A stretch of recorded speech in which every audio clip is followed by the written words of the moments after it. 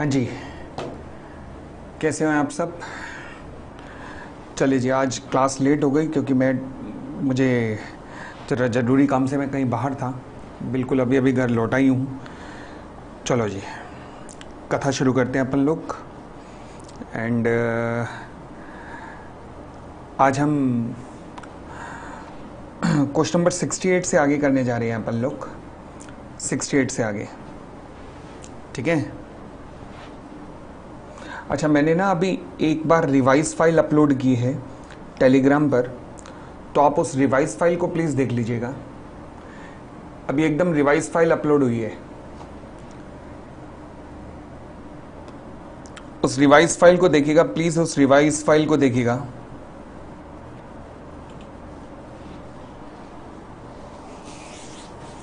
Telegram के अंदर revise file upload हुई है, प्लीज उस रिवाइज फाइल को देखिएगा। चलिए, ठीक है जी, शुरू करें कथा को।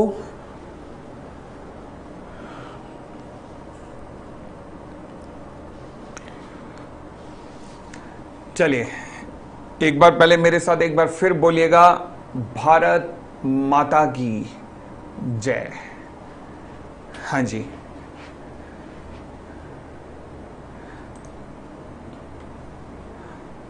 और जितने यहां बैठे हैं बड़े कंजूस हो यार तुम लोग। मतलब क्लास पूरी देख के बावजूद तुमसे एक लाइक तक नहीं किया जाता, भारत माता की जय तक नहीं बोला जाता। अरे नालायकों, मतलब हद हो गई यार, कमाल हो गई। मतलब कंजूसी के सारे लेवल क्रॉस कर दिए हमने। हाँ जी भाई, कमेंट बॉक्स में चाहिए मुझे भारत माता की जय। बॉर्डर पे तो नहीं जा सकते, बट देश की सेवा ऐसे तो कर सकते हो। चलिए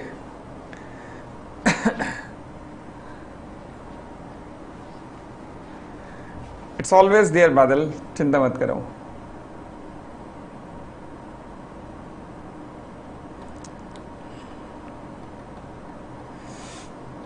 कल पाकिस्तान ने क्या किया, मैं मतलब समझता था यार कि थोड़े बहुत समझदार होंगे, मगर ये तो कॉमेडी है यार ये लोग। अब समझ आया कि इनका जो नेशनल वो जो पशु है वो गधा क्यों है। अब समझ में आया मुझे, मतलब कैसी कैसी हरकतें हैं यार, मतलब कमाल हो गया। वो कह रहे हैं हम शिमला समझौता कैंसिल करते हैं।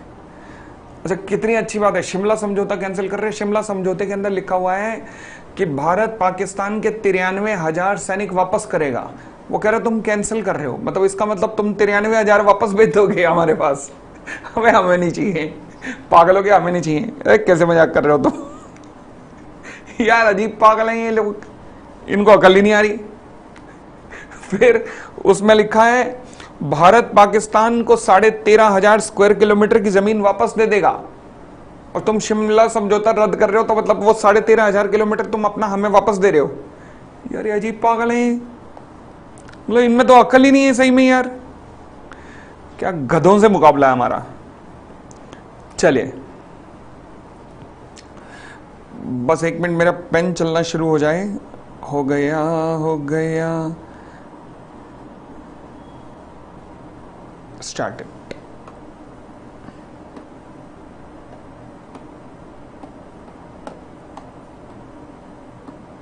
लो जी, क्वेश्चन नंबर 69।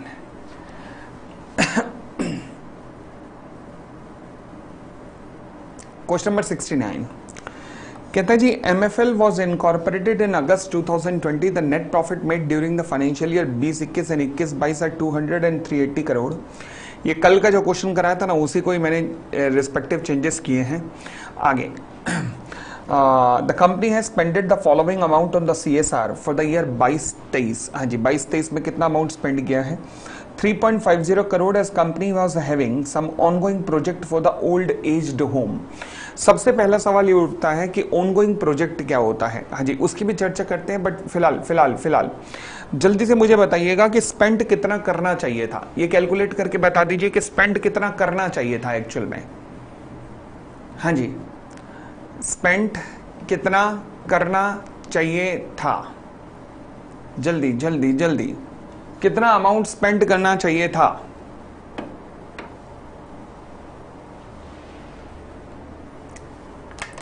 निकालो फटाफट, कैलकुलेट करो।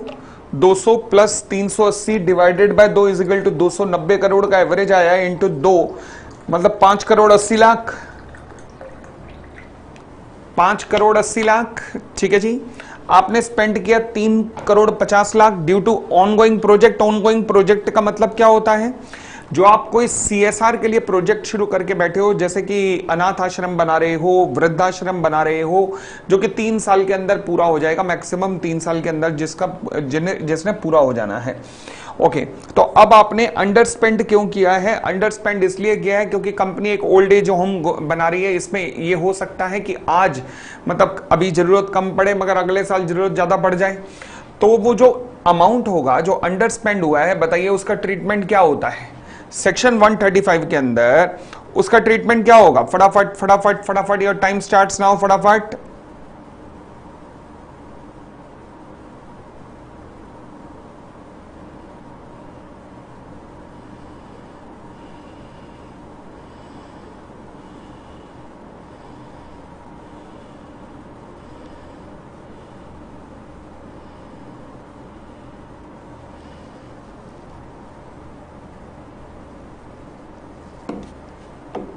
जी, आपको ये अमाउंट कब तक ट्रांसफर कर देना पड़ेगा और कहां पर ट्रांसफर करना पड़ेगा? देखो जी, लॉ कहता है 135 कहता है कि अगर मान लीजिए ऐसा होता है कि कंपनी फेल टू स्पेंड है मिनिमम प्रेस्क्राइब्ड सीएसआर अमाउंट, तो बोर्ड को क्या करना पड़ेगा? हे बोर्ड, तुझे क्या करना पड़ेगा? पहली बात तो रीजन मेंशन करना पड़ेगा कहां पर बोर्ड रिपोर्ट जो कि सेक्शन 134 के अंदर बनती है। और दूसरी बात, अगर मान लीजिए अनस्पेंड अमाउंट किसी प्रोजेक्ट से रिलेट नहीं है, मतलब ऑनगोइंग प्रोजेक्ट से रिलेट नहीं है। ऑनगोइंग प्रोजेक्ट क्या होता है? ऐसा प्रोजेक्ट जो कि मल्टी ईयर, कई ईयर्स में फैला होता है और जो कि नॉट एक्सीडिंग 3 ईयर्स तक चलता है, excluding the financial year in which it was commenced. उसको छोड़कर उससे अगले 3 साल तक ये प्रोजेक्ट चल सकते हैं। तो अगर अनस्पेंड अमाउंट इसलिए अनस्पेंड रहा क्योंकि कोई ऑनगोइंग प्रोजेक्ट चल रहा है, तब तो आपका अनस्पेंड अमाउंट ट्रांसफर हो जाएगा to the unspent corporate social responsibility account by the company within a period of 30 days from the end of the financial year. यानी कि 30 दिन के अंदर अंदर from the end of the financial year आपको unspent CSR account में transfer कर देना पड़ेगा ये पैसा। परंतु अगर मान लीजिए कोई ऑनगोइंग प्रोजेक्ट नहीं चल रहा है, ऑनगोइंग प्रोजेक्ट अगर नहीं चल रहा है तो फिर क्या होगा? It shall be transfer to the fund specified in schedule number 7 within a period of 6 month of the expiry of the financial year. बताइए जी, तो क्या मैं कह सकता हूं मेरे दोनों पार्ट्स का सॉल्यूशन मिल गया मुझे यहां पर? भाई दोनों पार्ट्स का सॉल्यूशन मिल गया, क्वेश्चन नंबर 1 और क्वेश्चन नंबर 2 दोनों का मिल गया। अगर तो ऑनगोइंग प्रोजेक्ट था तो कंपनी को कहां ट्रांसफर करना पड़ेगा? अनस्पेंड अमाउंट ट्रांसफर करना पड़ेगा। डिस्क्रिप्शन में ओनली 41 to 68 ही क्वेश्चन है। अरे टेलीग्राम से उठा ले यार, डिस्क्रिप्शन में आज क्लास के बाद डल जाएंगे अभी। हाँ जी, अनस्पेंड कॉर्पोरेट सोशल रिस्पॉन्सिबिलिटी अकाउंट में ट्रांसफर करना पड़ेगा with in a period of 30 days from the end of the financial year. ठीक है जी। और अगर मान लीजिए कंपनी का ऑनगोइंग प्रोजेक्ट नहीं है तो फंड स्पेसिफाइड इन शेड्यूल 7 में ट्रांसफर करना पड़ेगा with in 6 month from the end of the financial year. और अगर कंपनी ने ज्यादा ट्रांसफर कर दिया है तो क्या होगा? तो कंपनी को सेट ऑफ कर सकती है। जो कंपनी ने एडिशनल स्पेंड किया 1.20 करोड़, वो अगले आने वाले सालों की कितने ईयर्स की, 3 साल की जो लायबिलिटी होगी उसमें आप एडजस्ट कर सकते हो, उसमें सेट ऑफ कर सकते हो। ठीक है जी। अब मान लीजिए कंपनी की रिस्पॉन्सिबिलिटी बनती है 5.80 करोड़, बट कंपनी के पास कोई सीएसआर कमिटी नहीं है क्योंकि ये काम केवल बोर्ड ऑफ डायरेक्टर कर रहे हैं। Is it possible? क्या कोई एग्जम्पशन है सीएसआर कमेटी फॉर्म होने से? हम तो ये जानते हैं कि जैसे ही सेक्शन 135 की रिक्वायरमेंट पूरी होगी, you need to form the CSR committee. तो फिर अब सेक्शन 135 में तो यही लिखा है कि जैसे ही पिछले प्रीसीडिंग फाइनेंशियल ईयर की नेटवर्थ या प्रॉफिट या टर्नओवर इतना होगा तो you have to form CSR committee. But क्या सीएसआर कमेटी को फॉर्म करने से कोई एग्जम्पशन है? हाँ,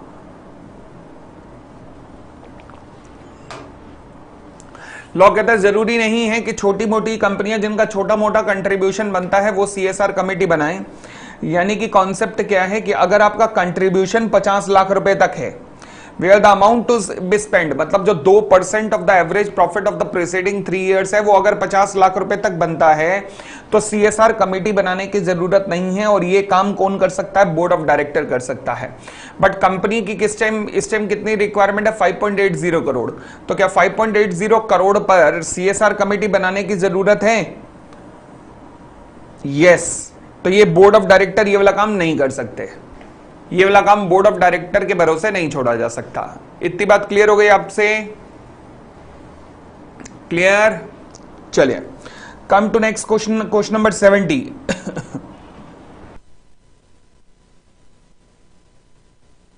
define the power of the NFRA regarding the investigation. जी, इन्वेस्टिगेशन से रिलेटेड नाफरा की पावर बहुत रेलेवेंट है, ध्यान रखना। नाफरा के पास पावर होगी इन्वेस्टिगेट करने की, या तो वो खुद कर सकता है या फिर कंप्लेन की जा सकती है सेंट्रल गवर्नमेंट के द्वारा। जब भी किसी चार्टर्ड अकाउंटेंट या फर्म ऑफ चार्टर्ड अकाउंटेंट के ऊपर इल्जाम लगेगा कि उसने प्रोफेशनल या अदर मिसकंडक्ट किया है, प्रोवाइडेड अगर नाफरा ने एक बार इन्वेस्टिगेशन शुरू कर दी तो कोई और इंस्टीट्यूट उसको इन्वेस्टिगेशन को फिर कैरी नहीं कर सकता या शुरुआत नहीं कर सकता।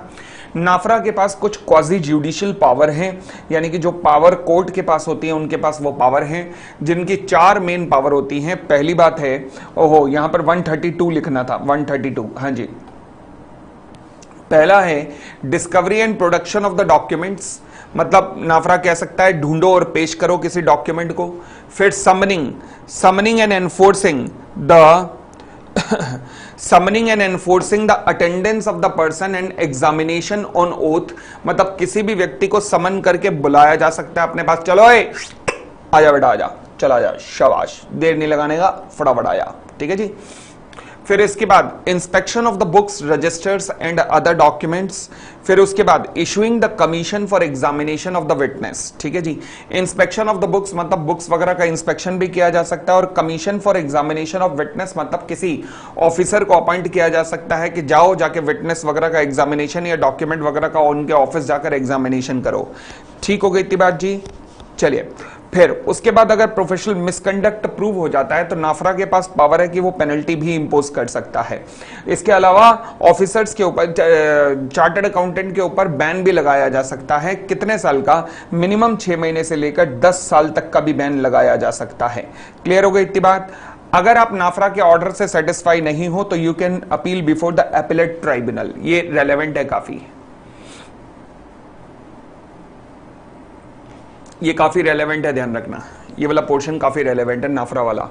और एक चीज और करके जाना, हालांकि चांसेस थोड़े कम लग रहे हैं क्योंकि नए स्टडी मटेरियल में उसकी इंपॉर्टेंस बड़ी हल्के में कर दी गई है, बट एक बार फिर भी पढ़ जाना। पता नहीं मेरे दिल से क्यों आवाज आ रही है कि वो आ सकता है। नाफरा की एलिजिबिलिटी से रिलेटेड जरूर पढ़ जाना कि नाफरा कहाँ कहाँ लगता है, लिस्टेड कंपनियों पे, अनलिस्टेड बॉडी कॉर्पोरेट्स पे, ये सारा पढ़ जाना एक बार, ठीक है।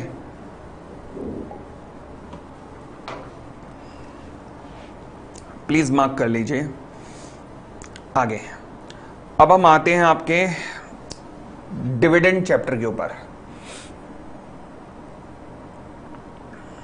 डिविडेंड आएगा, यहां से डिविडेंड की शुरुआत होती है। हाँ जी, क्या कहता है? कहता है mister R, holder of 1000 equity share of ₹10 each of the Vimal Limited, approached by the company in the last week of the September 2022 with a claim for the payment of dividend of ₹2000 declared at the rate of 20% by the company at the AGM held on 31/8/2014 with respect to the financial year 13-14. The company refused to accept the request of the R. Okay, सितंबर में request submit की है 13-14 के dividend के लिए। The company refused to accept the request of R and informed him that his shares on which the dividend has not been claimed till date have been transferred to Investor Education and the Protection Fund account. Okay.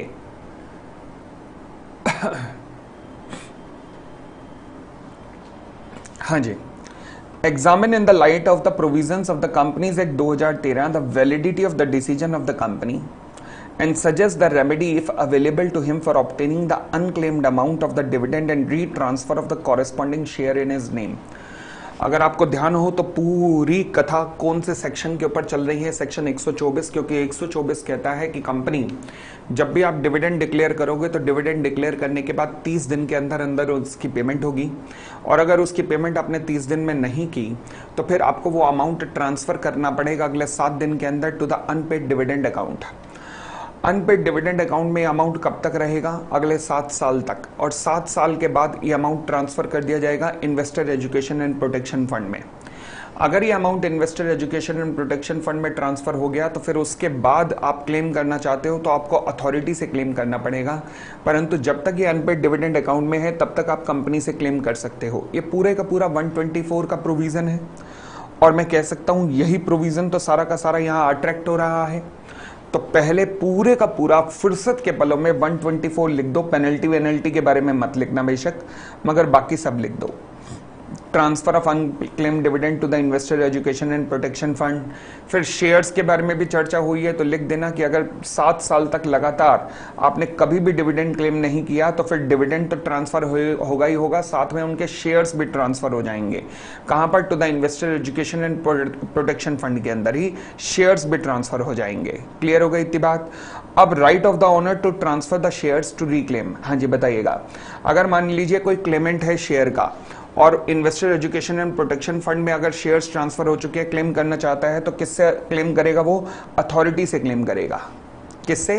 Authority से claim करेगा। यही पूछा था उसने। Validity of the decision of the company. Company कह रही है कि भैया हम नहीं देंगे, अथॉरिटी देगी। सही कह रही है कंपनी? यस।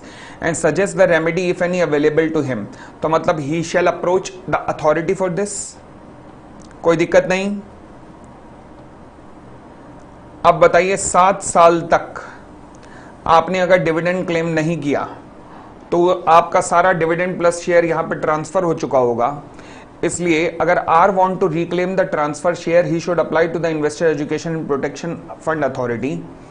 ठीक है जी। नेक्स्ट, क्या उसे डिविडेंड अमाउंट भी वापस मिलेगा? Yes, dividend obviously dividend amount भी वापस मिलेगा ना। क्लियर हो गई इतनी बात?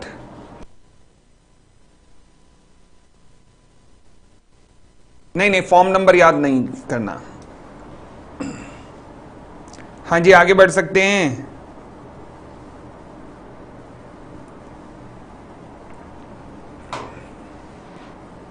चलिए, नहीं अनन्या कुछ करने की जरूरत नहीं है, सब कवर है यहां पर। Question number 72। The board of director of the XYZ Company Limited at its meeting declared a dividend on its paid up equity share capital which was later on approved by the company's AGM. In the meantime, director at another meeting of the board decided by passing a resolution to divert the total dividend to be paid to the shareholder for the purchase of the investment for the company. बेड़ा गर्क। AGM में dividend declare करने के बाद company उसका diversion कर रही है, मतलब 127 का उल्लंघन है और क्या है। As a result, dividend was paid to the shareholder after 45 days. Examine the provision, state whether the act of the director is in violation of the provision. Also the consequences, मतलब आपसे penalty भी पूछ रहा है 127 की. What will be your answer in case the amount of dividend to the shareholder is adjusted by the company against certain due to the company from the shareholder? बताइए, क्या 127 इस बात की इजाजत देता है कि amount due from the share holder से उनका डिविडेंड अमाउंट एडजस्ट कर लिया जाए?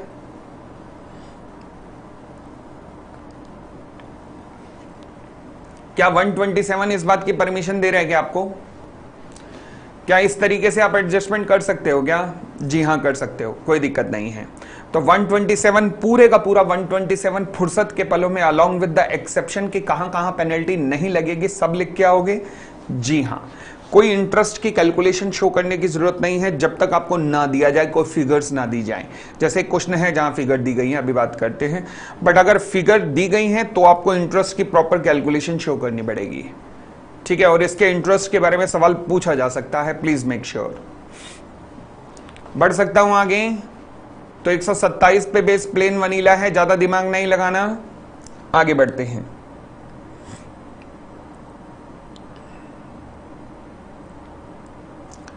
क्वेश्चन नंबर 73 क्या कहता है?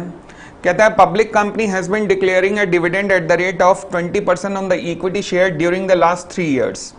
The company has not made adequate profit during the year ended 31st of March 2015, but it has got adequate reserve which can be utilized for maintaining the rate of dividend at 20%. Advise the company as to how it should go about it if it want to declare dividend at the rate of 20% as per the provisions of the Companies Act. मुझे ये नहीं समझ आया कि इस question से मोहब्बत कितनी है एग्जामिनर को। ऐसी गंदी मोहब्बत है कि सबसे ज्यादा बार आने वाला क्वेश्चन ये है। और हैरानी तुम्हें इस बात की होगी, हैरानी इस बात की होगी कि भैया फिगर्स भी सेम रहती है। मुझे 1 मिनट देना, 1 मिनट।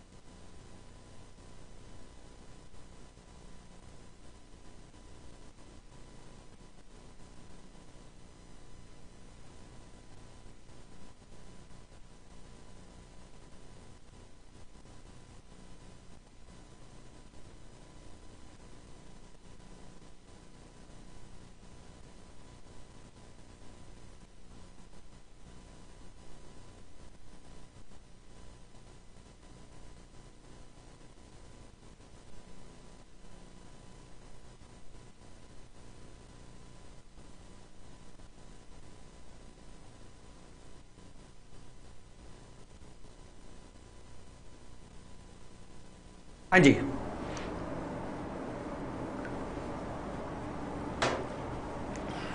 चलिए।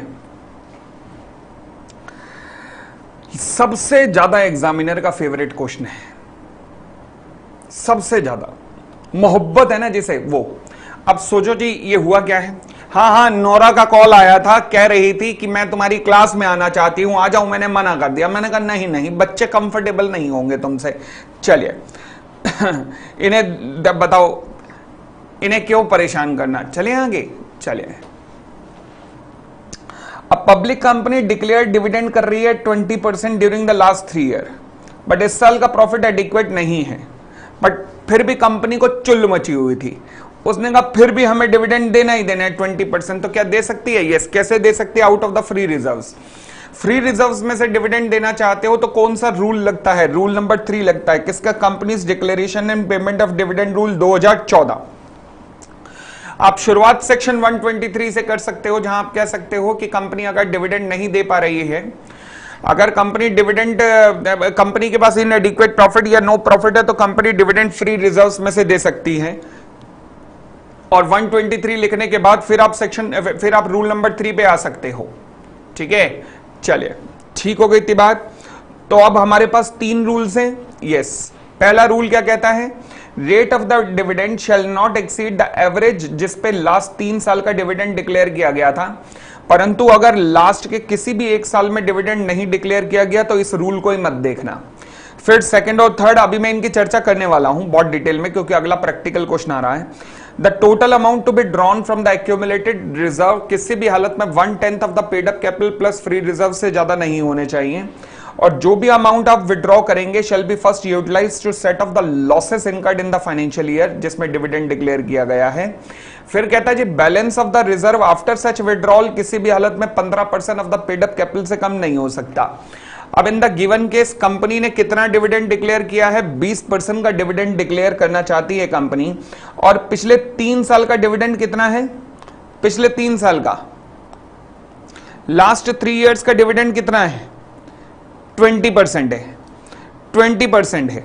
ठीक है जी, तो क्या कंपनी 20% इस साल भी दे सकती है?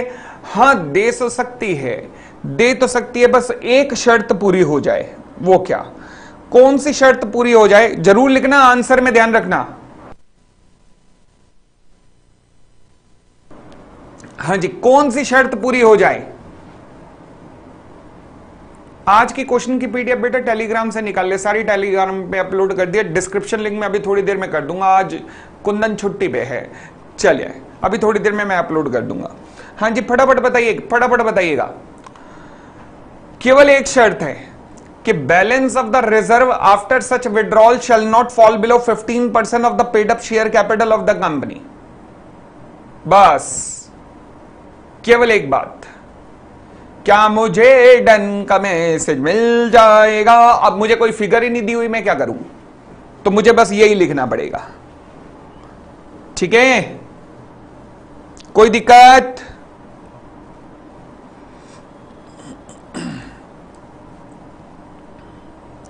चलिए, ये पैरा लिखने की जरूरत नहीं है, हटा सकते हैं इसके।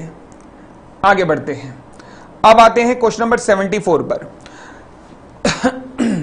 कहता है जी board of directors of the ABC limited at its board meeting declared a dividend on its paid up equity share capital which was later on approved by the company's AGM. Okay, उसके बाद assumption लिखना जरूरी है। हाँ, assumption लिख देना, वो अच्छा रहेगा, ये अच्छा स्टाइल रहेगा अगर इस तरीके की क्वेश्चन में, क्योंकि बहुत बार आ चुका है। हाँ जी, फिर उसके बाद in the mean time the director diverted the amount of total paid dividend to be paid to the share holder for the purchase of the, ओहो ये रेपिटेशन हो गया ना यार, अरे ये कैसे हो गया यार, रेपिटेशन है ये, हटा सकता हूं इसे मैं। क्वेश्चन नंबर 75, हाँ जय बात, जिन्होंने टेस्ट दिए हैं उन्हें पता होगा कि ये क्वेश्चन मैंने टेस्ट में भी दिया है। जय बात, ये क्वेश्चन जो मैं कह रहा था करके जाना है, जरूर करके जाना है।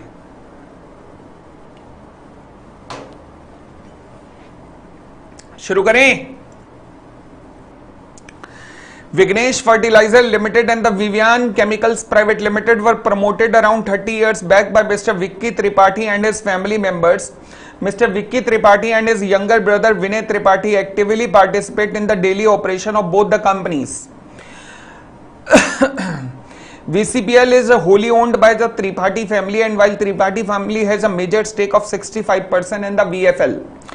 Due to the poor economic condition in the agriculture sector and the shifting of the farmers' focus to the organic farming, the sales of the Vignesh Fertilizer Limited is dipping and its bottom line has been in the red for the last couple of years.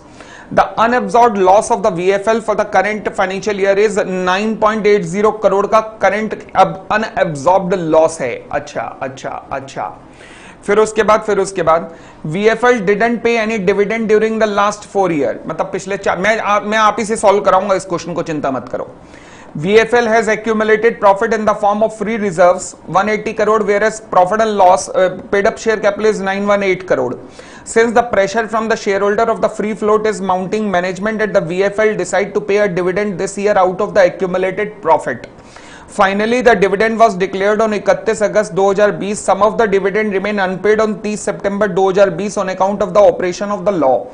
This was transferred to the unpaid dividend account, and list of such beneficiary owner along with the contact detail of same were hosted on the website on the 9th of November 2020. VCPL is a mid-sized unlisted entity with a few branches abroad and is not required to appoint a director under section 149 subsection 4, मतलब independent director की बात हो रही है. During the immediate preceding, net worth was 280 crore, turnover 590 crore and net profit 45.8 crore. क्या इतने बड़े question आते हैं? जी हाँ, आ सकते हैं. मैंने कहा था 3-4 क्वेश्चन ऐसे आएंगे. The profit and the other information of the immediate preceding 3 year is as follow. Okay, out of the 4.2 crore, the amount of 1.80 crore is dividend received from the foreign company. Okay, the board of director of VCPL is not clear whether they have to compulsory form a CSR committee. In order to avoid adverse legal consequences, VCPL constitute a CSR committee constituting of 2 non-executive director and 1 executive director. Okay, in the case of VFL, what can be the maximum amount dividend paid out of the accumulated profit? Not in the given PDF. मैंने कहा है latest PDF अभी दे के आया था class से पहले, उसमें से डाउनलोड कर. तुम नहीं सुनोगे नालायको, तुम अपने कंफर्ट जोन में ही रहोगे. तशरीफ रखी होगी तुम लोगों ने, एक सोफे पे टांगे रखी होंगी दूसरे सोफे पे, तुम नहीं सुनोगे मेरी बात. तुम फुर्सत के पलों में लेट के क्लास यूं जहां पना बन के क्लास देखोगे, तुम नहीं मेहनत करोगे. यार कमाल हो गई कंफर्ट की भी.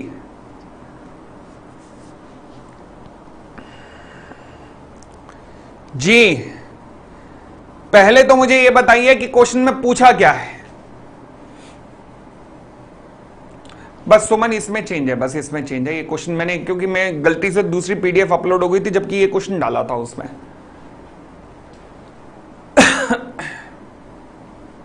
इस क्वेश्चन को ICAI को प्रिंट करने में 3 दिन लग जाए, 3 पेज लग जाए, तो क्या हो गया.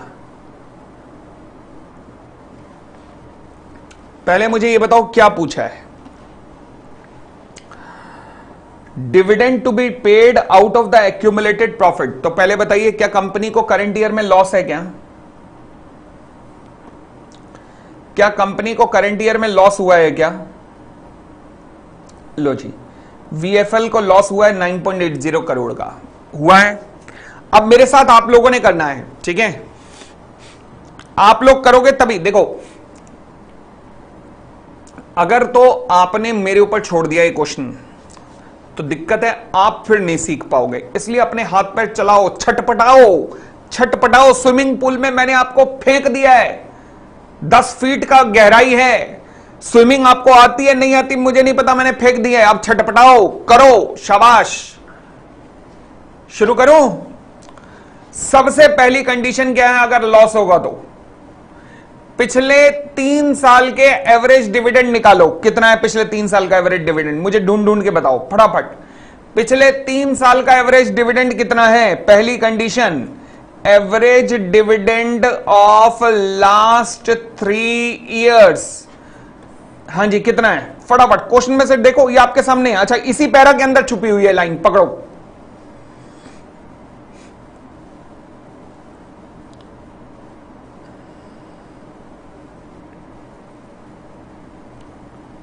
बताओ, इसी में कहीं लाइन छुपी हुई है. कहां पर है? फटाफट बताओ.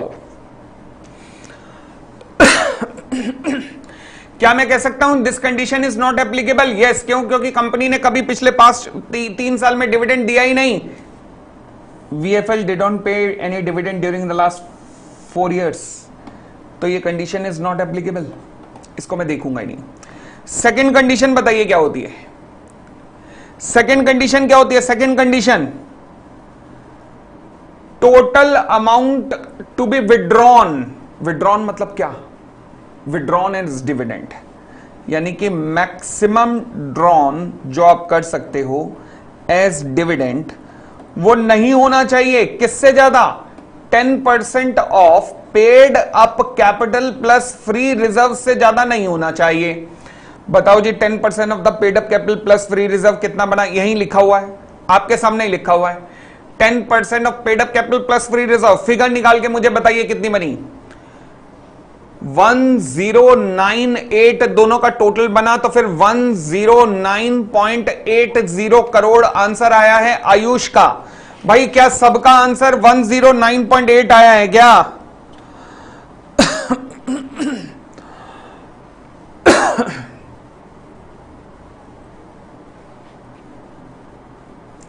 क्या सभी का आंसर 109.8 आया है क्या?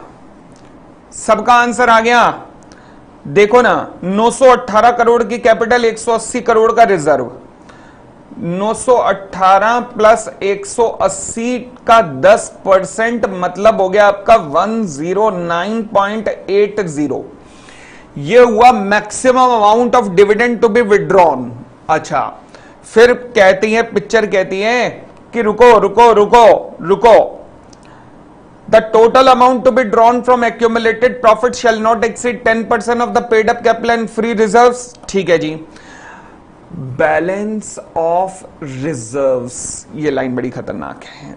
Balance of reserves, balance of reserves का मतलब होता है कि जो आपने रिजर्व्स लिए होंगे उसमें अभी करंट ईयर का तो लॉस, आपने करंट ईयर का तो लॉस आपको बताया गया, बस जी इतना है। तो करंट ईयर के लॉस को भी तो एडजस्ट कर लो ना पहले। तो मैं अगर बैलेंस ऑफ रिजर्व की बात करूं तो मुझे बताएंगे बैलेंस ऑफ रिजर्व कितना बचा है? बैलेंस ऑफ रिजर्व, रिजर्व कितना है? 180 माइनस करंट ईयर का लॉस कितना है वैसे?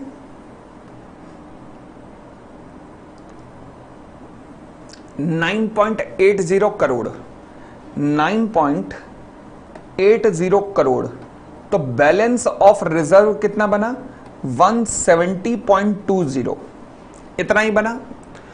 इसे कहते हैं बैलेंस ऑफ रिजर्व, यानी कि जो भी आपका रिजर्व में बैलेंस पड़ा था उसमें से करंट ईयर का लॉस माइनस एडजस्ट करोगे तो निकलेगा बैलेंस ऑफ द रिजर्व। ठीक है। अब ये बैलेंस ऑफ रिजर्व किसी भी हालत में 15% of the paid up capital से कम नहीं होना चाहिए। 15% ऑफ, अच्छा ओहो नहीं नहीं, एक चीज अभी रह गई ना, बैलेंस ऑफ रिजर्व कहां गया? हां, after such withdrawal, balance of reserve after such withdrawal. Such withdrawal का मतलब ये डिविडेंड देने के बाद। अच्छा, डिविडेंड कितना दे पा रहे हैं हम वैसे? कितना हम दे पा रहे हैं डिविडेंड? हमने कितना निकाला है डिविडेंड? डिविडेंड कितना निकाला हमने? 109.80, यही निकला है मेरा भाई। 10% of the paid up capital plus free reserve कितना निकला? 109.80। तो यानी कि balance of reserve minus withdrawal, withdrawal मतलब डिविडेंड की पेमेंट के बाद, विड्रॉल मतलब डिविडेंड के लिए तो विड्रॉ कर रहे हो ना, 109.80। तो कितना हो गया जी आपका? 12 में से 8 गए 4 और 0 6, 60.40 बना। Balance of reserve after withdrawal बना। आफ्टर विड्रॉल ये बना 60.40। ठीक है। अब वो कहता है it shall not fall below 15% of the paid up share capital. Oh my God, 15% of paid up capital कितना बना? 15% ऑफ पेड अप कैपिटल 918 का 15% कितना बना भाई? 918 का 15% निकालो फटाफट। 918 करोड़ का 15% कितना बना?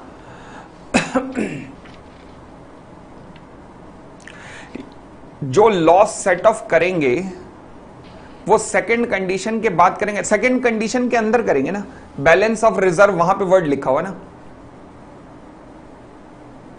लॉस एडजस्ट होना चाहिए, कर तो दिया, ये माइनस कर तो दिया, और क्या बार बार करते रहेंगे। 15% ऑफ पेड अप कैपिटल कितना बना? 137.70। तो क्या मैं कह सकता हूं balance of reserve after withdrawal 15% of the paid up capital से नीचे आ गया है? ओ शिट, ये तो नीचे आ गया।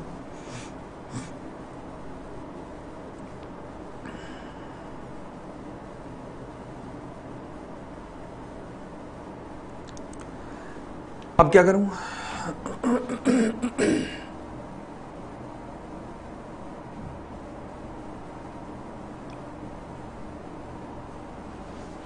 मामला फंस गया है तो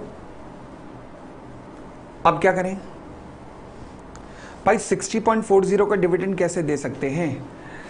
बट लॉस तो अमाउंट विड्रॉल से होती है ना, है? ये क्या क्वेरी आई है?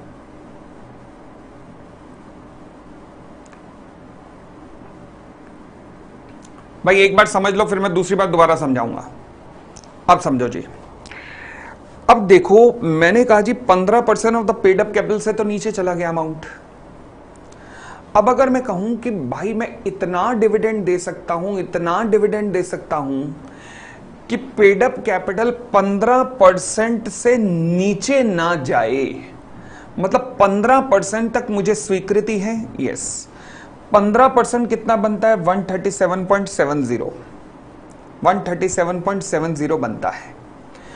बैलेंस ऑफ रिजर्व्स कितना है? 170.20।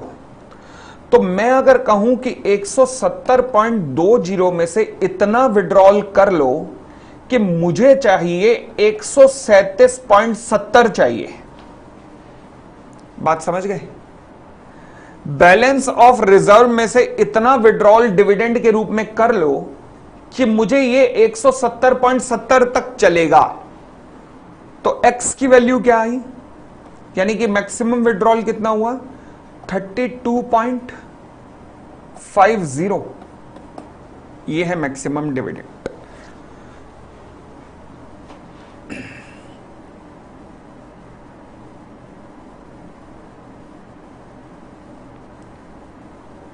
समझ आई बात?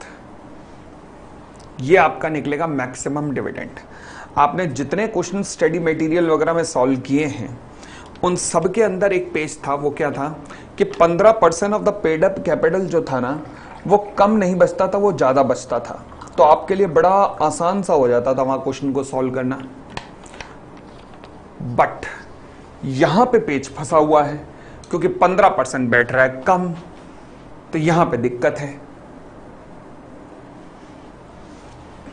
तो अब समझेगा, हमने स्टेप नंबर 1 क्या किया? स्टेप नंबर 1 तो नॉट एप्लीकेबल है, क्योंकि पिछले 3 साल में डिविडेंड दिया ही नहीं है। तो स्टेप नंबर 2 में सबसे पहले मैंने कहा 10% of the paid up capital plus free reserves. Free reserves मतलब ये कौन से लेने हैं मुझे? Paid up capital plus free reserves ये लेने हैं लास्ट ऑडिटेड, पिछले साल के ऑडिटेड। तो जब मैं पिछले साल के ऑडिटेड लेता हूं तो ऑब्वियसली उसके अंदर करंट ईयर का लॉस तो एडजस्ट नहीं होगा, क्योंकि मैंने तो लिया ही पिछले साल का है अभी। ठीक है ना? चलिए, तो पिछले साल का paid up capital plus free reserve उठाया और 10% मैंने ले लिया। ठीक है, अब मैंने जब 10% लिया, फिर उसके बाद कंडीशन नंबर 3 कहती है कि जो बैलेंस ऑफ रिजर्व बचा है। अब ये जो बैलेंस ऑफ रिजर्व की इंटरप्रिटेशन है, ये है कि रिजर्व्स माइनस करंट ईयर का लॉसेस। तो करंट ईयर के लॉसेस को बैलेंस ऑफ रिजर्व्स में से, यानी कि फ्री रिजर्व्स में से माइनस करो, और फिर जो अमाउंट बचता है अब उसमें से आप डिविडेंड बांट दो, जितना बांट सकते हो। मगर बस एक बात का ध्यान रख लेना कि किसी भी हालत में जो बैलेंस बचा है, बैलेंस ऑफ रिजर्व बचा है, वो 15% ऑफ पेड अप कैपिटल से कम ना गिर जाए। बस सर आपने लिखवाया है कि amount so withdrawn shall be first utilized to set off the losses of the current year। हाँ तो ठीक तो है, तो क्या दिक्कत है? आप वैसे भी कर सकते हो। जो भी आप विड्रॉ कर रहे हो भाई, जो भी आप विड्रॉ कर रहे हो उसमें से सबसे पहले आप करंट ईयर के लॉसेस माइनस कर दो, आंसर फिर भी वही आएगा आपका, कोई फर्क नहीं पड़ेगा, कोई फर्क नहीं पड़ेगा। चलिए हटा दूं?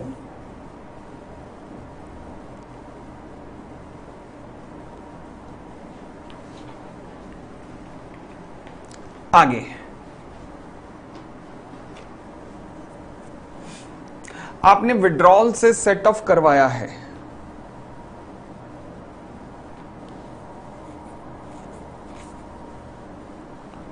मतलब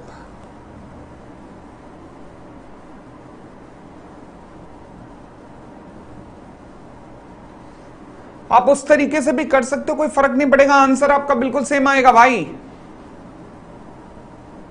आपका आंसर बिल्कुल ठीक आएगा।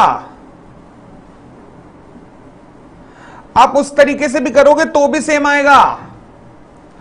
उससे होगा क्या, ये फिगर आपकी ज्यादा आ जाएगी, ये फिगर ज्यादा आ जाएगी और ये x माइनस 9.80 हो जाएगा, आंसर बिल्कुल सेम रहेगा भाई, आंसर सेम आएगा, फर्क नहीं पड़ेगा। मैथमेटिक्स करने वाले लोगों यार, मतलब इतना तो समझ लो। चलिए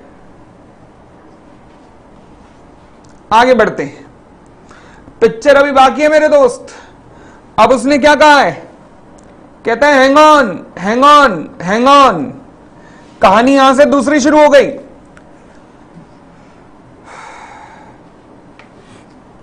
कहता है VCPL is a mid-size unlisted entity with a few branches, retail, drug store abroad and is not required to appoint a director under 149 subsection 4, यानी कि इंडिपेंडेंट डायरेक्टर अपॉइंट करने की जरूरत नहीं है इसे।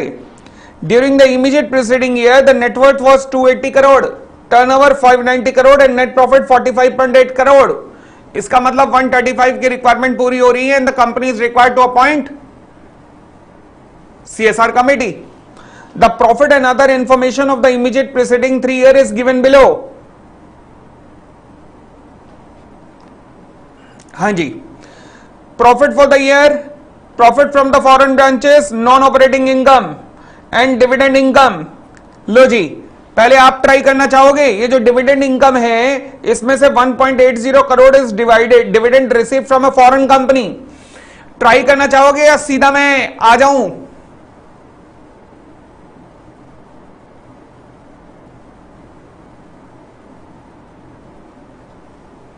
बताओ बताओ बताओ।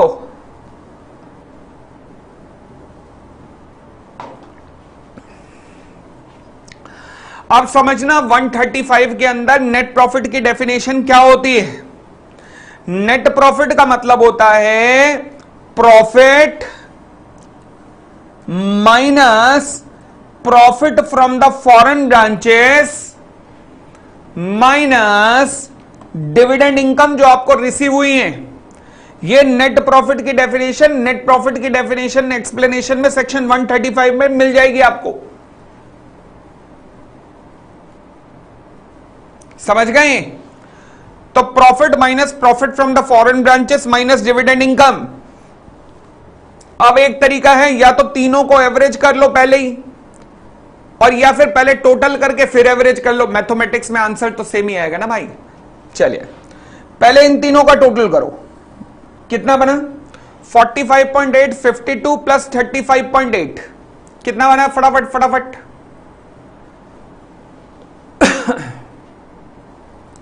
बोलो बोलो कितना बना? 45, 52, 97 और 35, 132, 133 बना शायद, 133, 8 और 8 16, 133.60 बना। ठीक है, minus profit from foreign branches 1 और 9 10 और 5 15, 15 पॉइंट ये हो गया 4 और 1 5 और 8 13, 16.30 माइनस। उसके बाद डिविडेंड इनकम 4.2 प्लस 2.4 6.60, इन दोनों को माइनस कर दो 133.60 में से, क्योंकि प्रॉफिट में से प्रॉफिट फ्रॉम फॉरेन ब्रांचेस और डिविडेंड इनकम घटा देनी पड़ेगी। ये नेट प्रॉफिट की डेफिनेशन है। तो कितना बना जरा बताएंगे मुझे? दोनों को माइनस करके कितना आया? 6 और 3 9, 16 में से 9 गए 7 पॉइंट 110.7, 110.7। अब 110.7 पिछले 3 साल का प्रॉफिट है। 110.7 डिवाइडेड बाय 3, एवरेज कितना निकला? 110.7 divided by 3, average profit of the preceding 3 years.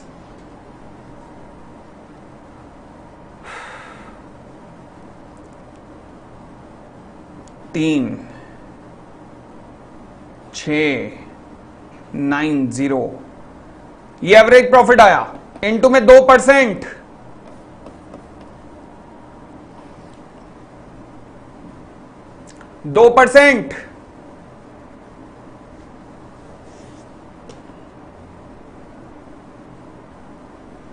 ये फॉरेन ब्रांच का डिविडेंड इस प्रॉफिट में इंक्लूडेड है ना? हाँ तो है, तो हम क्या करें, हमें कोई मतलब नहीं।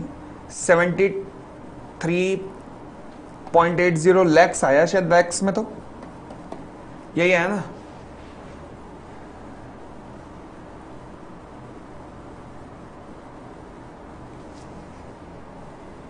बताइए कोई दिक्कत?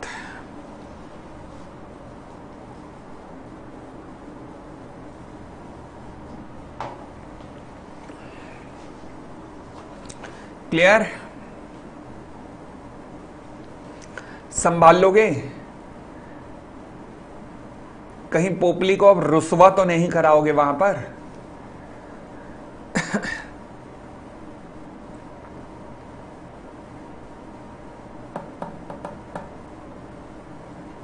चलिए आगे बढ़ते हैं। तो what is the maximum amount to be spent on CSR activity भी आपने निकाल दिया।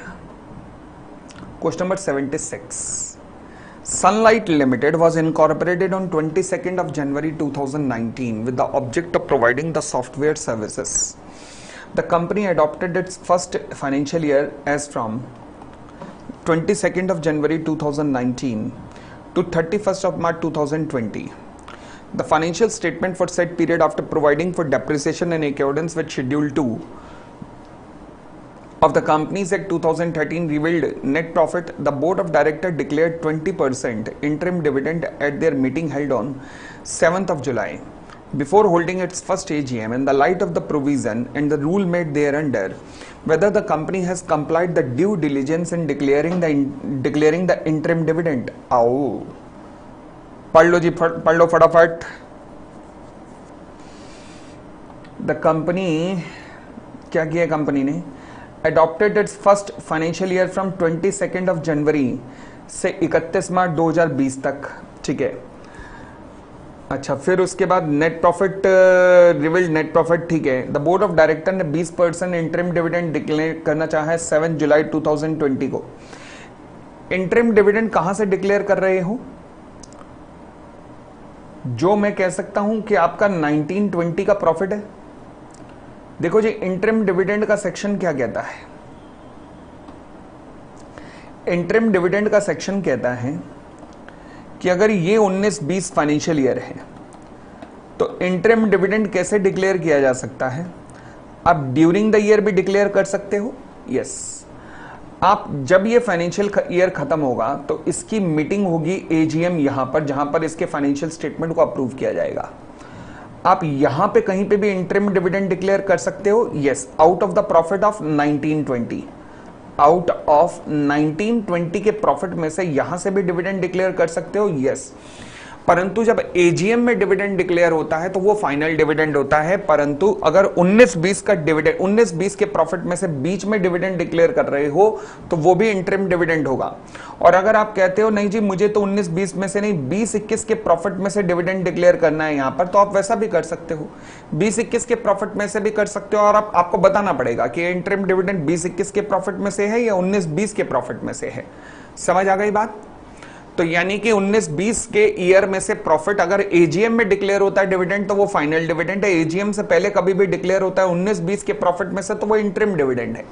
तो इंटरिम डिविडेंड कहां से डिक्लेयर किया जा सकता है? 3 जगह से। पहला, profit of the financial year में से, एजीएम से पहले।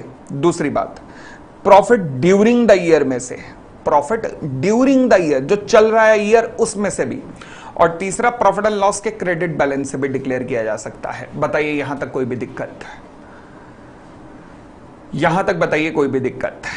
ठीक है, तो अगर कंपनी ऐसा डिक्लेयर करना चाह रही है कि कंपनी कहना चाह रही है dividend 20% of the interim dividend declare करना चाह रही है 7 जुलाई 2020 को, यानी कि एजीएम होने से पहले। आपको बताना है कि क्या कंपनी ने कंप्लाइड किया है due diligence in complying with the in declaring the interim dividend. बताइए क्या कंपनी सही है या गलत है? क्या कंपनी सही है या गलत है? कंपनी इंटरिम डिविडेंड पे कर सकते हैं 31 मार्च 2020 के प्रॉफिट में से? बिल्कुल कर सकती है, कोई दिक्कत नहीं है। तो पहले 123 सबसेक्शन 3 का पूरा प्रोविजन लिख दोगे। फिर उसके बाद whether the company can declare dividend in case it was registered under section 8। क्या सेक्शन 8 कंपनी कभी डिविडेंड डिक्लेयर कर सकती है?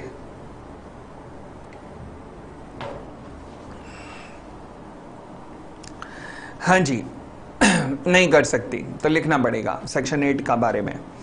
What are the penal consequences in case failure to pay the interim dividend. अब भाई फेलियर टू पे dividend तो कहीं इंटरिम डिविडेंड में तो कहीं मुझे पेनल्टी लिखी नहीं है, परंतु अगर आपको याद हो तो सेक्शन 2 क्लॉज 35 के अंदर एक चीज दी हुई है, dividend include interim dividend as well. इस बात का मतलब यह है कि जहां जहां वर्ड डिविडेंड से रिलेटेड कानून मिलेंगे वही कानून इंटरिम डिविडेंड से पे भी लग जाएंगे। तो अगर मान लो मैं आपको पूछूं कि अगर फाइनल डिविडेंड डिक्लेयर नहीं हुआ है तो आप कहोगे अच्छा नहीं हुआ मतलब 127 की पेनल्टी। यस, तो क्योंकि dividend include interim dividend as well, तो इसका मतलब इंटरिम डिविडेंड डिक्लेयर नहीं हुआ तो उसके लिए भी 127 की पेनल्टी लग जाएगी, तो वही आपको लिखनी पड़ेगी। समझ आया? अरे भाई बोलो ना हाँ।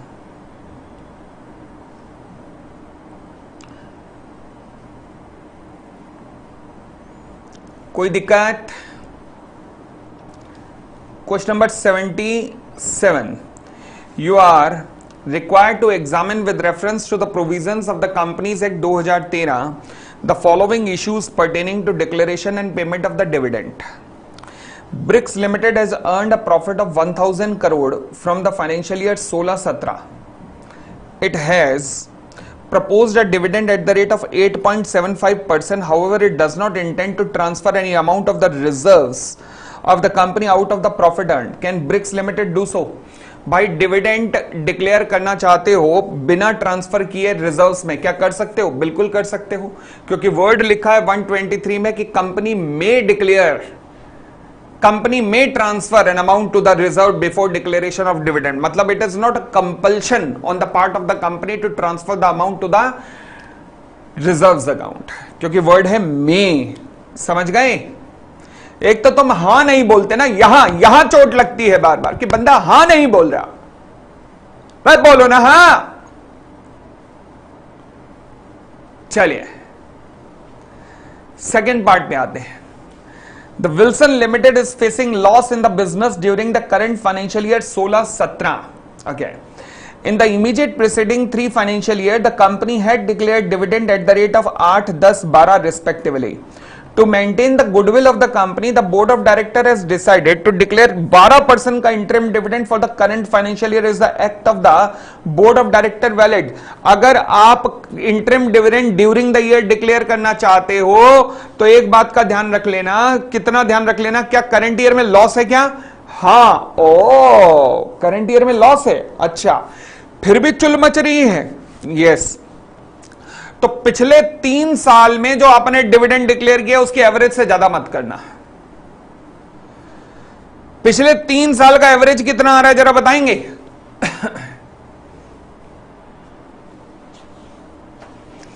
10%। और ये इन्हें कितनी आग लगी बड़ी है? 12% की। तो कितना कर सकते हो मैक्सिमम? 10%। क्लियर है? Interim dividend section 123 subsection 3।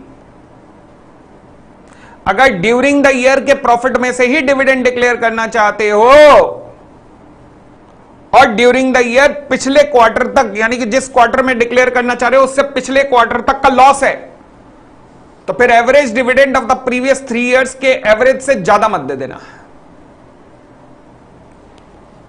Third, the director of the Som limited propose dividend at 12% on the equity share for the financial year 16-17। The same was approved in the AGM held on 20 September 2017.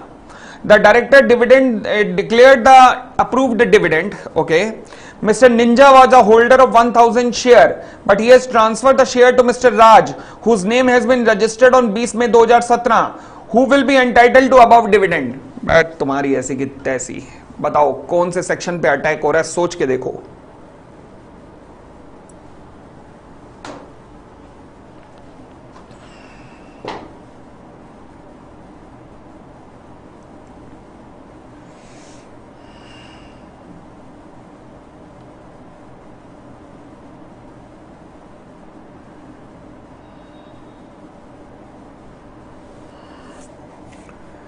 याद करो, याद करो, 123 के अंदर ही लिखा है कहीं।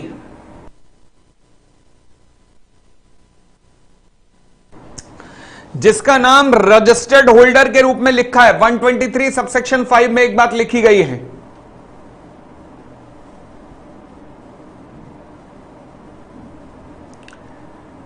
राज का नाम रजिस्टर्ड हुआ है 20 मई 2017 को और एजीएम है 20 सितंबर 2017 को। तो दिक्कत क्या है? तो डिविडेंड किसे मिलेगा? मिस्टर राज को ही मिलेगा। इसमें कोई दिक्कत है क्या?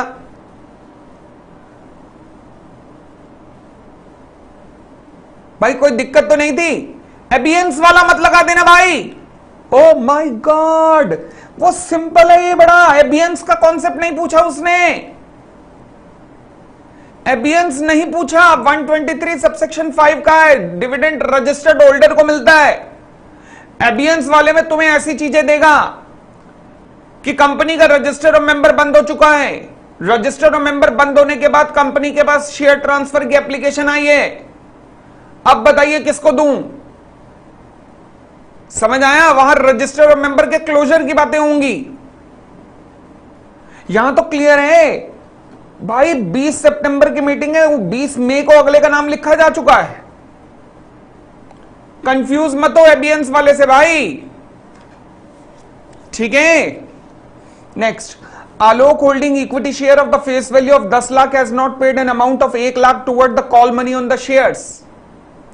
Can the same be adjusted? 127 permission देता है एडजस्ट करने की? यस देता है। Fourth section 127। Next, the AGM of the Angels limited held on 30 मई 2022 declared a dividend at the rate of 30% payable on its paid up equity share capital as recommended by the board of director. However, the company was unable to post the dividend warrant to Mr. A on the equity shareholder up to 25 July 2022. Mr. A filed a suit against the company for the payment of dividend along with the interest at the rate of 20% per annum. Decide in the light whether the A would succeed. बताइए A would succeed, yes or no? यार इसके अंदर मेरे दिमाग से निकल गया एक पॉइंट डालना, वो मुझे बहुत जरूरी डालना था, क्या करूं, दिमाग से निकल गया।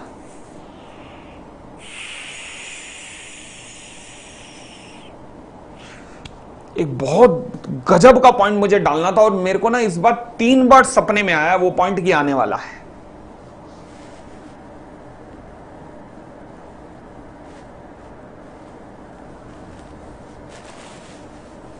वारंट वाला क्वेश्चन डाला ही तभी था कि वो पॉइंट डालना था, मेरे दिमाग से निकल गया फाइनल करते हुए।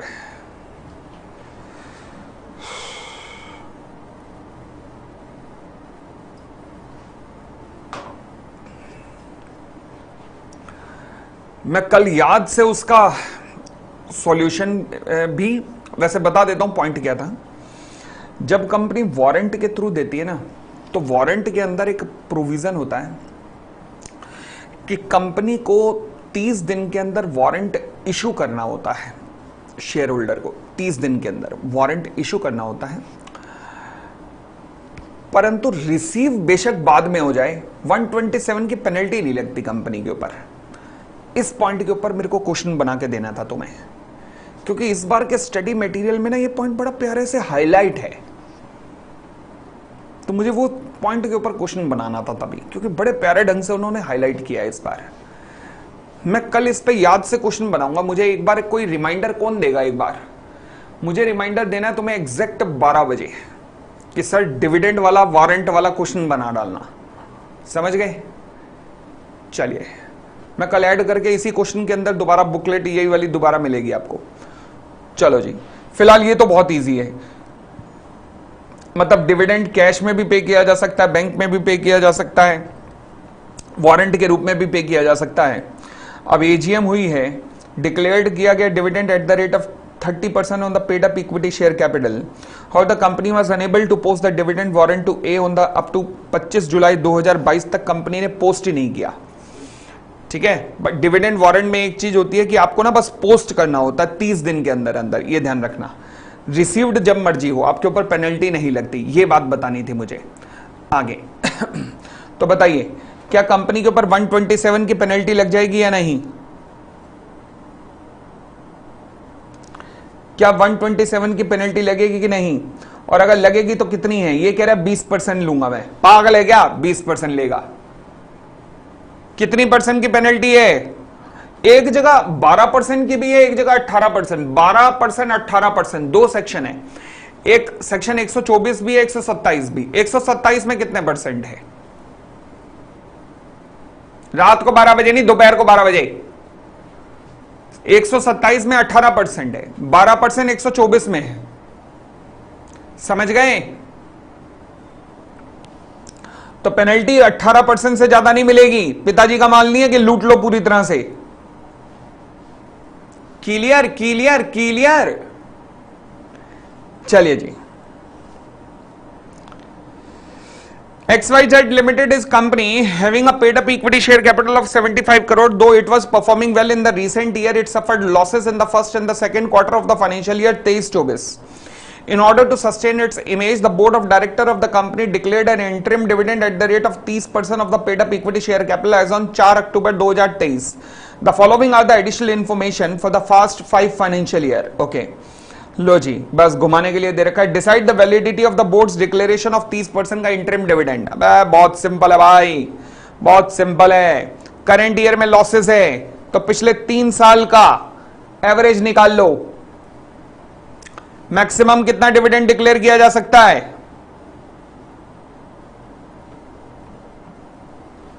मैक्सिमम कितना किया जा सकता है?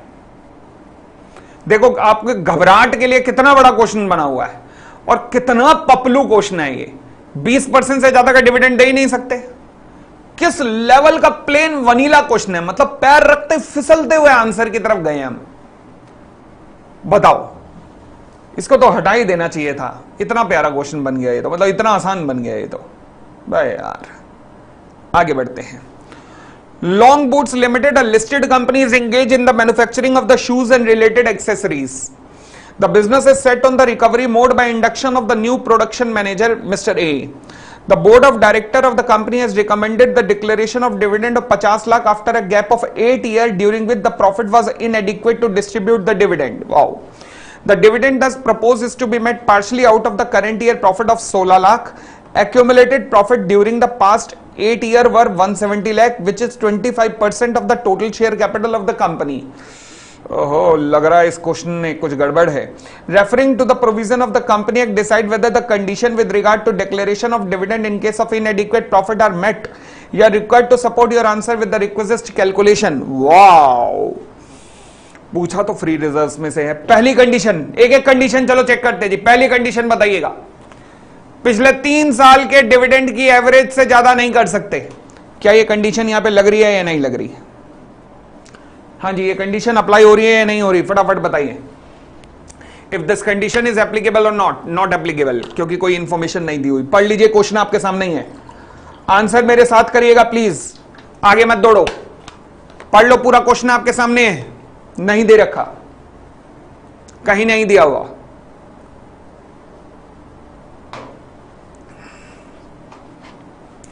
पिछले 3 साल की कहीं भी इंफॉर्मेशन नहीं है।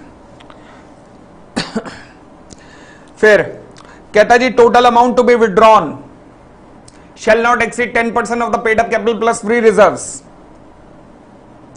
अब लिखा है एक्यूमुलेटेड प्रॉफिट 170 लाख है, जो कि 25% of the total share capital of the company है। Dividend does propose to be made of 16 lakh आप 50 लाख का डिविडेंड देना चाहते हो। अच्छा,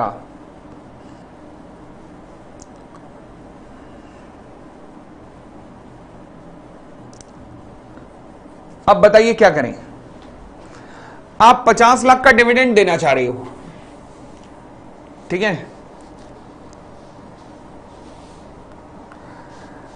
अब मुझे बताओ कि करंट ईयर का प्रॉफिट तो केवल 16 लाख है और 50 लाख का डिविडेंड देना चाह रहे हो, तो यानी कि रिजर्व्स में से कितना निकालना चाह रहे हो भाई। 50 लाख का डिविडेंड देना चाह रहे हो जिसमें से 16 लाख तो करंट ईयर का प्रॉफिट है, तो रिजर्व्स में से कितना निकालना चाह रहे हो? 34 लाख। ओके, आपके रिजर्व्स कितने? 170 लाख, जो कि 25% of the paid up share capital को रिप्रेजेंट करते हैं। तो पेड अप शेयर कैपिटल कितनी हो गई? If 170 represent 25%, then paid up share capital कितनी है?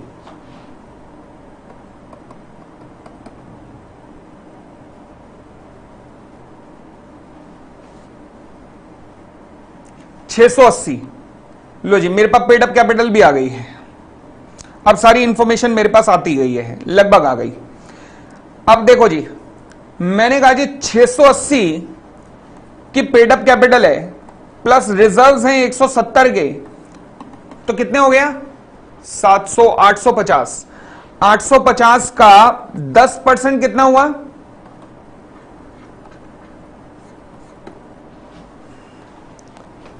85 लाख। आप कितना विड्रॉ कर रहे हो डिविडेंड आउट ऑफ रिजर्व्स? आप कितना विड्रॉ कर रहे हो?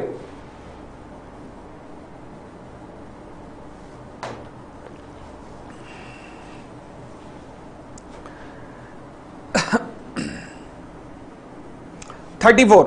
यहां तक सही चल रहा है? आपने तो डिसीजन लिया 34 ही कर रहे हो ना, तो भाई मैं तो 85 तक कर सकता हूं। एक और कंडीशन देख लेते हैं, एक और कंडीशन। बैलेंस ऑफ रिजर्व कितना बचा है? आफ्टर सच विड्रॉल 170 में से अगर मैं 34 घटा दूं तो balance of the reserve after such withdrawal कितना बना है? 136। और 15% ऑफ पेड अप कैपिटल कितना बना है? 15% ऑफ 680 कितना बना? 15% ऑफ 680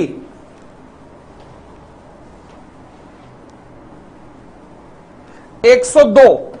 तो क्या 136 102 से नीचे है? नहीं है। तो क्या कंपनी डिविडेंड 34 लाख का डिक्लेयर कर सकती है? बताइए हां या ना। क्या 34 लाख का डिविडेंड डिक्लेयर किया जा सकता है कि नहीं? नहीं दे सकते हो ना 34 का, तो 34 का डिविडेंड वैलिड है, कोई दिक्कत नहीं है, क्योंकि सारी कंडीशन पूरी हो रही है आपकी। समझ गए? 50 का डिविडेंड नहीं है ना मेरे लल्ला। 16 का तो करंट ईयर के प्रॉफिट में से दे रहे हैं ना, फ्री रिजर्व्स में तो 34 दे रहे हैं ना। ऐसा मत कर, ऐसा मत कर। समझ आया अमित बनवाल? फ्री रिजर्व्स में से कितना दे रहा है? 34, बाकी तो करंट ईयर में से दे रहा है ना। चलिए, तो 34 का डिविडेंड दे सकते हो फ्री रिजर्व्स में से। फ्री रिजर्व्स में से 34 दे सकते हो और करंट ईयर का 16 भी दे सकते हो। और आगे बढ़ते हैं, क्वेश्चन नंबर 81। अच्छा क्वेश्चन था ये, बहुत। Okay, last question.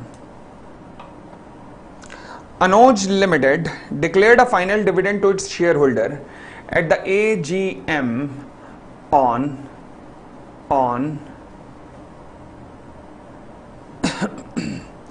1st of August 2024. As per the decision, the dividend payment was to be made within a stipulated 30 days period. ठीक है? Due to the internal financial constraint, the company failed to pay the declared dividend and did not dispatch the dividend warrant to the shareholder within the required time frame. एक minute, ये वही तो question था जो मैं बनाना चाह रहा था। हाँ ये वही क्वेश्चन है जो मैं बनाना चाह रहा था यार। ओहो ओहो, वही है वही है वही है वही है।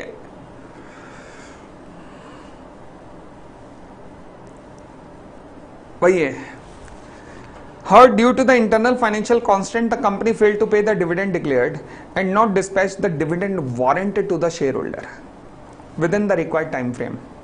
The default continued till 15th of October 24, leading to shareholder complaint. In the light of this scenario, what specific punishment and liability could the company and the director face due to this failure to pay the dividend within 30 days period? Give your answer. हाँ जी, 30 दिन के अंदर dividend pay हो जाना चाहिए।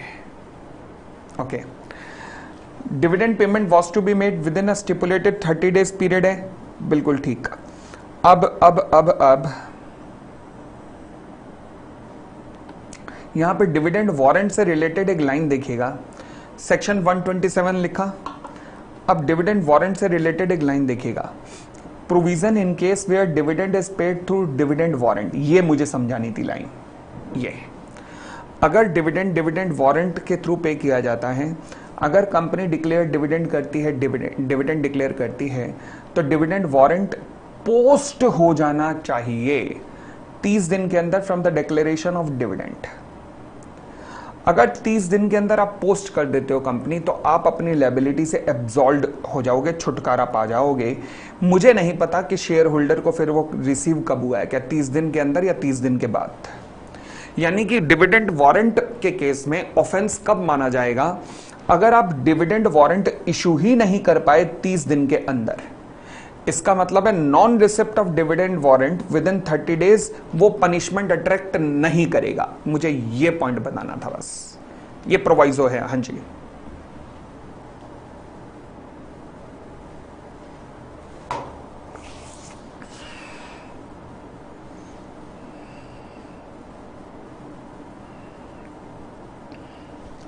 तो company को penalty तो लगेगी यहां पर, क्योंकि कंपनी ने तो डिस्पैच ही नहीं किया ना। बट डिविडेंड वारंट का कॉन्सेप्ट ये समझ में आ गया कि वारंट के केस में एक कॉन्सेप्ट ध्यान रख लेना, वारंट के केस में कंपनी को 30 दिन तक डिस्पैच करना है, रिसिप्ट की हमारी जिम्मेदारी नहीं है। रिसिप्ट जब मर्जी हो, रिसिप्ट अगर 30 दिन बाद भी हुआ, company is not liable to pay penalty. समझ गए? कोई दिक्कत नहीं? चलिए, अब कल जो मैं पोर्शन कवर करने वाला हूं, मैं आपको एलएलपी के आज क्वेश्चन दे दिए हैं इस डॉक्यूमेंट में, आप पढ़ सकते हो। एलएलपी के बहुत सिंपल क्वेश्चन है, बहुत सिंपल क्वेश्चन है। कल जो मैं टेक्निकल पोर्शन शुरू करने वाला हूं, उसमें है आएंगे audit and auditor, deposits and charge. ये 3 टॉपिक्स मैं कल कवर करूंगा कल में। फिर बाकियों का मैं आपको 10-15 क्वेश्चन और रह गए, उनका वो मैं आपको असाइनमेंट दूंगा बस, ठीक है। जनरल क्लॉज एक्ट का लेक्चर अपलोड नहीं हुआ, ऐसा नहीं हो सकता। अक्षय मेरे सामने ही कुंदन ने ओके कर दिया था। हाँ, शेयर प्रोस्पेक्टस और उसका दे दूंगा ना फिर मैं, फॉरेन कंपनी का, ठीक है। चलिए, बहुत बहुत धन्यवाद, थैंक यू, बाय बाय। कल मिलते हैं हम। कल सुपर डुपर टेक्निकल चैप्टर तीनों आएंगे। Thank you.